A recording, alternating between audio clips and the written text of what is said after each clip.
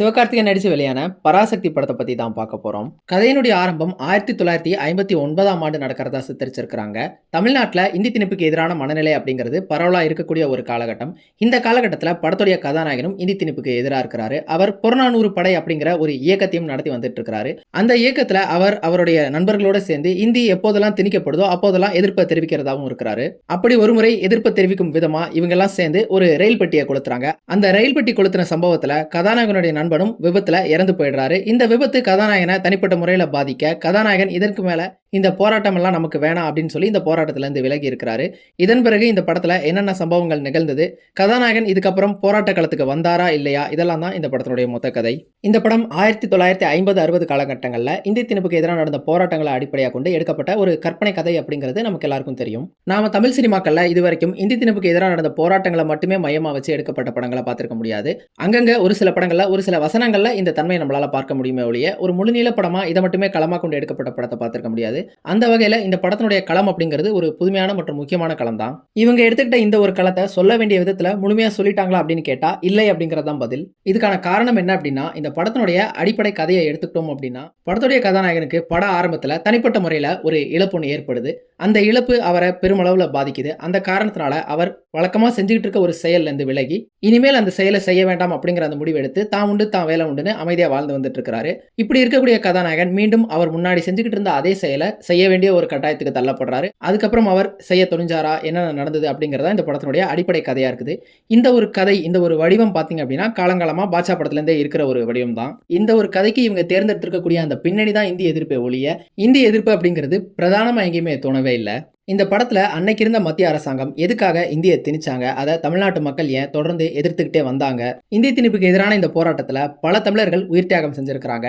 இத்தனை உயிர்களை தியாகம் செஞ்சதுக்கு பதிலா ஹிந்தி மொழியை கற்றிருந்தா உயிர்களாவது மிச்சமாயிருக்கும். அப்படி இருந்தும் கூட அவங்க உயிர் தியாகம் செய்ய ஏன் துணிஞ்சாங்க அப்படிங்கிறதுக்கோ, உயிர் தியாகம் செய்யற அளவுக்கு இந்தி திணிப்புல என்னென்ன பாதகங்கள் இருக்கு அப்படிங்கிறதையோ, இந்த மாதிரி இந்தி திணிப்புக்கு எதிரான இந்த பல அடிப்படை கேள்விகளுக்கு இந்த படத்தின் மூலியமா ஒரு தீர்வோ பதிலோ இருக்கா அப்படின்னா இல்லை அப்படிங்கறதான் சொல்லணும். சரி, இந்த படத்துல இருக்கக்கூடிய இந்த இந்திய எதிர்ப்பு, இந்த அரசியல், இந்த வரலாறு, இது எல்லாத்தையும் ஒதுக்கிட்டு இந்த படம் கேளிக்கைக்காக எடுக்கப்பட்ட ஒரு சுவாரஸ்ய சினிமாவா இந்த படம் பார்க்கக்கூடிய பார்வையாளர்களுக்கு சுவாரஸ்யமா இருந்ததா, அதுக்கேற்ற ஒரு திரைக்கதையை இந்த படத்துக்கு வடிவமைச்சிருந்தாங்களா அப்படின்னு பார்த்தா அந்த வகையிலுமே இந்த படம் ஒரு முழுமையற்ற படமா தான் இருந்தது. படத்துடைய முதல் பாதியை பொறுத்தளவுக்கு கதாநாயகன் யாரு, அவருடைய பின்னணி என்ன, அவருடைய தம்பி எப்படிப்பட்ட ஒரு நபர், கதாநாயகியோட கதாபாத்திரம், இவங்க எல்லாரையுமே அறிமுகப்படுத்துறாங்க. இதுல பெரும்பாலும் வரக்கூடிய காட்சிகள் பாத்தீங்க அப்படின்னா கதாநாயகனுடைய தனிப்பட்ட பயணத்தை தான் முன்னிறுத்திருக்கிறாங்க. அவர் இந்தி கத்துக்க ஆரம்பிக்கிறாரு, அவர் ஒரு மத்திய அரசு வேலையில சேரணும்னு முயற்சிக்கிறாரு. இந்த மாதிரி அவருடைய பயணம் தான் இருக்கு. அங்கங்க இந்த இந்தி திணிப்பு அப்படிங்கிறது உள்ள வந்துட்டு போகுது. கிட்டத்தட்ட இடைவேளை சமயத்துல தான் இந்த படத்தினுடைய அந்த மெயின் கான்ஃபிளிக்ட் அப்படிங்கிறதுக்குள்ளேயே வர்றாங்க. இந்த படத்திலேயே ஒரு ரசிக்கத்தகுந்த காட்சி அப்படின்னா அந்த இடைவேளை காட்சியை சொல்லலாம். அந்த காட்சி, அதுக்கான பின்னணி இசை, அது படத்துல பொருத்தப்பட்டிருக்கக்கூடிய அந்த இடம் அப்படிங்கிறது நல்லா இருந்தது.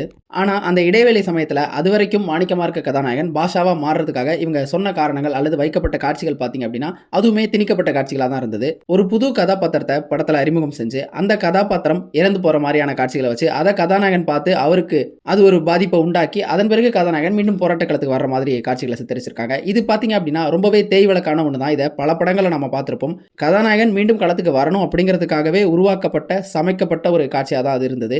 இந்த மாதிரி இந்த படத்துல கிளீஷேவையும் தவிர்க்கவே முடியல. சரி, இடைவேளைக்கு பிறகு நம்பிக்கையோட இரண்டாம் பாதியாவது இந்த படத்துல சுவாரஸ்யமா இருக்கும் அப்படின்னு காத்திருக்கும் பொழுது இரண்டாம் பாதி முதல் பாதியை விடவும் மோசமா தான் இருந்தது. இரண்டாம் பாதியில இந்த கதை எதை நோக்கி பயணிக்குது அப்படிங்கிற ஒரு இலக்கே இல்லாம தான் இருந்தது. இந்த மாதிரியான படங்களுக்கு அடிப்படை தேவை என்ன அப்படின்னா நம்பகத்தன்மை தான். ஆனா இந்த படத்துல நம்பகத்தன்மை அப்படிங்கிறது எல்லளவும் இல்ல. அதே மாதிரி இரண்டாம் பாதி முழுக்க இந்த படத்துல இவங்க என்ன செய்ய முயற்சிக்கிறாங்க, கதாநாயகனுடைய நோக்கம் என்ன அப்படிங்கிறதும் தெளிவா புரியவே இல்லை. அவங்க என்ன செய்ய முயற்சிக்கிறாங்க அப்படிங்கிறத பார்வையாளர்களுக்கு தெளிவா கம்யூனிகேட் பண்ணவே இல்லை. அதன் பிறகு இந்த ஒட்டுமொத்த படத்திலேயே சுத்த அபத்தமான ஒண்ணு இந்த படத்தினுடைய கிளைமேக்ஸ் தான். கிளைமேக்ஸ்ல பாத்தீங்க அப்படின்னா நம்ம விக்ரம் படத்துல வர மாதிரி ஏஜென்ட் விக்ரம், ஏஜென்ட் உப்ளியப்பன், ஏஜென்ட் டீனா மாதிரியான கேமியோஸ் எல்லாம் இந்த படத்துலயும் வருது. அதுவும் எப்படின்னு பார்த்தீங்கன்னா ஆந்திராலேருந்து ஒருத்தர் வராரு, வெஸ்ட் பெங்கால்லேருந்து வராங்க. இந்த மாதிரியான பல்வேறு மாநிலங்கள்லேருந்து வந்து இங்கே தமிழ்நாட்டில் நடக்கக்கூடிய அந்த இந்தி திணிப்புக்கு எதிரான போராட்டத்தில் கலந்துட்டு அவங்களாம் உயிர் தியாகம் செஞ்சு இந்த போராட்டத்துக்கு கான்ட்ரிபியூட் பண்ணுற மாதிரியான காட்சிகள்லாம் வச்சிருக்காங்க. முதல் விஷயம், இந்த போராட்டத்தில் வெளி மாநிலத்தவர்கள் எல்லாம் சேர்ந்து கான்ட்ரிபியூட் பண்ணாங்களா அப்படின்னா அதுக்கே எந்த விதமான ப்ரூஃப் இருக்க மாதிரி தெரியல. அப்படி அது உண்மையாக இருக்கும் பட்சத்தில் அதை இந்த படத்தில் காட்டும் பொழுது ஒரு ஃபிக்ஷனுக்குரிய நேர்த்தியோட அதை சரியாக கடத்திருக்கணும். அதுவும் இவங்க சரியாக செய்யாமல் விட்டுட்டாங்க. அந்த காட்சிகளை பார்க்கும்போது இதை ஒரு பேன் இண்டியா படமாக ப்ரொமோட் பண்ணுறதுக்கு பயன்படுத்தப்பட்ட ஒரு உத்தி மாதிரி தான் தெரிஞ்சது. அதுல வணிக நோக்கத்த தாண்டி வேற எந்த விதமான நோக்கமும் இருக்கிற மாதிரி தெரியவே இல்ல. இந்த மாதிரியான ஒரு உணர்வுபூர்வமான ஒரு களத்த எடுத்துக்கிட்டு, இந்த மாதிரியான விஷயங்கள சேர்த்தது இந்த கதையினுடைய அந்த இம்பாக்ட் அப்படிங்கிறத டைல்யூட் பண்ண தான் செய்யுது. கதாபாத்திரங்கள பொறுத்தளவுக்கு எந்த ஒரு கதாபாத்திரமும் சொல்லிக்கிற மாதிரி இல்ல. எந்த ஒரு கதாபாத்திரமும் ஒரு முழுமையா வடிவமைக்கப்பட்ட கதாபாத்திரம் அப்படிங்கிற மாதிரி இல்லவே இல்ல. அது கதாநாயகனுடைய கதாபாத்திரமாகட்டும், அதர்வாவுடைய கதாபாத்திரமாகட்டும், கதாநாயகியோட கதாபாத்திரம், இந்த எந்த கதாபாத்திரமுமே முழுமையா வடிவமைக்கப்பட்ட கதாபாத்திரம் மாரி இல்ல. அதே மாதிரி வில்லன் கதாபாத்திரத்தையும் இவங்க சரியா வடிவமைக்கவே இல்ல. அவருக்கு நோக்கம் என்ன? அவர் ஏன் இந்த மாதிரி இருக்கிறாரு? அப்படிங்கிறதுக்கும் எந்த விதமான காரணமும் இல்ல. அவர் வெறுமனே ஒரு அரசு எந்திரம். அரசுக்கு எதிரா யார் நின்னாலும் அவங்கள சுட்டு வீழ்த்துவார். அவ்வளவுதான் இந்த படத்துல இருக்குது.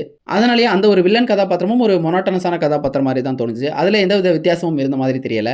இந்த படத்துல சொல்லிக்கிற மாதிரியான ஒரு சில விஷயங்கள் அப்படின்னா, இந்த படத்துல ஒரு சில இடங்கள்ல வசனங்கள் நல்லா இருந்தது. உதாரணமா ஒரு வசனம் சொல்லணும் அப்படின்னா, சிப்பாய் கழகத்துக்கு எதிரா முதல் ஆளா போராட்ட களத்துக்கு போனவன் தமிழன் தான். அதனால நீங்க ஒண்ணும் எங்களுக்கு தேசப்பற்ற பத்தி பாடம் எடுக்க தேவையில்ல அப்படின்னு கதாநாயகன் சொல்லக்கூடிய அந்த ஒரு வசனமாகட்டும். இந்த மாதிரி ஒரு சில வசனங்கள் படத்துல நல்லா இருந்தது. மொத்தத்துல இந்த படம் எப்படி இருக்கு அப்படின்னு கேட்டா, முன்னாடியே சொன்ன மாதிரி இவங்க எடுத்துக்கிட்ட இந்த களத்தை பார்வையாளர்களுக்கு சரியா கடத்திருக்கிறாங்களான்னா அதுவும் இல்ல. வெறுமனே ஒரு கேளிக்கைக்காக எடுக்கப்பட்ட படமா இதை பார்த்தா கூட நமக்கு இது ஒரு முழுமையற்ற படமா தான் இருக்குது.